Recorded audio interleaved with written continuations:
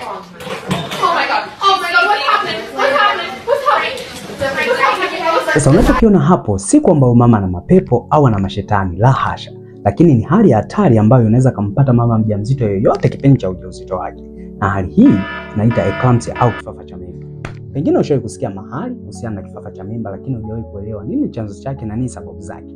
Leo nipo hapa kuelezea zaidi kuhusiana na eclampsia au kifafa cha mimba. Sasa eclampsia ni nini? Eclampsia ni hali ya hatari ambayo humtokea mama mjamzito pale ambapo blood pressure zake zimepanda zaidi kuliko kawaida na kupelekea athari kwenye ubongo, na baadaye anaanza kupata shida hizo za kifafa pamoja na degedege.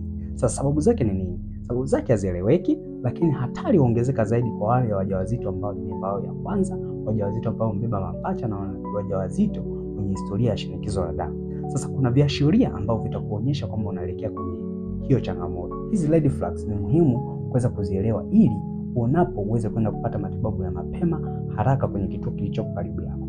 Kwanza ukishaanza kuona unapata maumivu makali ya kichwa, unapata shida kuona, unakuwa unaona ukungu mbele, lakini pia unapata maumivu makali juu ya tumbo lako, lakini unaanza kupata uvimbe kwenye uso, kwenye mikono pamoja na kwenye miguu. Ukiona hizi dalili, unachotakiwa ni kwenda kwenye kituo kilicho karibu yako ili uweze kupata matibabu mapema. Na kama ulikuwa hujui, eclampsia ni moja ya sababu ambayo inapelekea vifo vya wajawazito wengi sana. Hivyo unapo dalili, chukua tahadhari mapema.